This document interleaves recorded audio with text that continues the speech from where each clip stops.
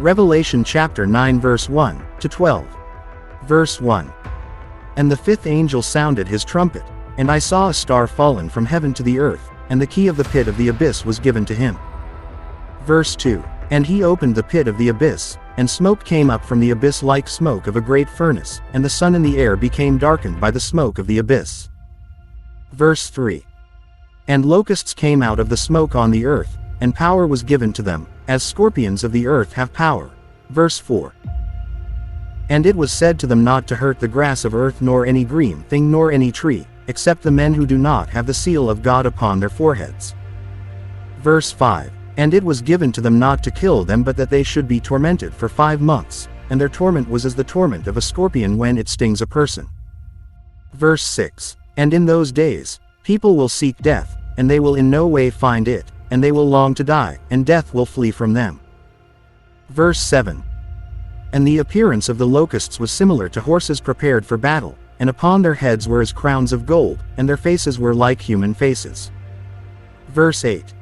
And they had hair as the hair of women, and their teeth were as of lions. Verse 9. And they had breastplates as breastplates of iron, and the sound of their wings was as the sound of chariots of many horses running into battle. Verse 10. And they had tails like scorpions and stingers, and the authority in their tails was to torment the people for 5 months. Verse 11. They have a king over them, the angel of the abyss, whose name in Hebrew is Abaddon, and in Greek, his name is Apollyon. Verse 12. The first woe has passed. Behold, 2 woes are still to come. At the sound of the 5th trumpet, a star falls to the earth. This is the same star found in the 3rd trumpet that poisoned the streams and springs of water. It is Satan himself, the prince of the power of the air, Ephesians 2 verse 2. In which you once walked, following the course of this world, following the prince of the power of the air, the spirit that is now at work in the sons of disobedience. Later in the text, he is identified as the angel of the abyss and the leader of the demonic army. In Hebrew, his name is Abaddon, destruction, and, in Greek, Apollyon, destroyer. The star is given a key to open the abyss. When it is opened, John sees smoke composed of locusts arising out of the abyss. These locusts have power like scorpions, a biblical symbol of demons. The abyss is the abode of Satan and the fallen angels, since their expulsion from heaven. They are temporarily confined there until they receive their punishment. In the 5th trumpet, however, Christ removes his restraining hand from the demonic forces, giving them more freedom to do their harmful work. This gigantic cloud of locusts arising from the abyss creates thick darkness in the sky. This is reminiscent of the plague in Egypt where locusts darkened the sky. The scene also echoes the prophecy of Joel in which the locust plague caused the sun, moon, and stars to darken. By using the symbol of a locust plague, John describes the supernatural demonic forces that will operate in the world as the end of time nears. The appearance of the demonic locusts is terrifying. In describing them, John uses 8 figurative analogies. Their appearance is like horses ready for battle. They wear golden crowns. They have human faces and hair like women.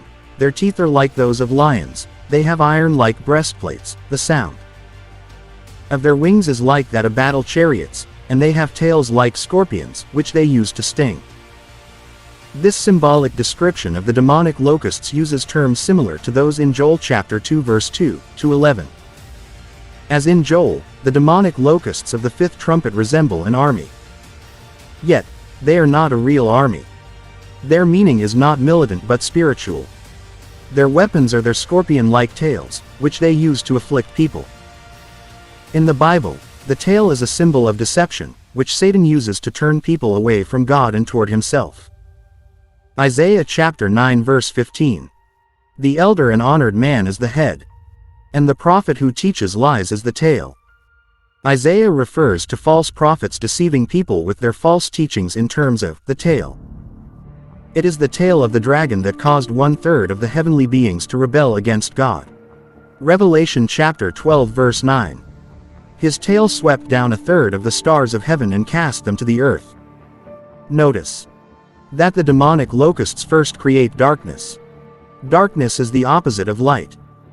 The light stands for the gospel. The darkness symbolizes the absence of the gospel as mentioned in the fourth trumpet. The demonic locusts of the fifth trumpet obliterate the light of the gospel, replacing it with rationalism and human philosophies that have become the ultimate standard of truth. As a result, Christ has been extinguished from the lives of most people in the world. What follows is spiritual torment and mental anguish of devastating effects. The demonic locusts are not permitted to kill people, only to torment them with their venom.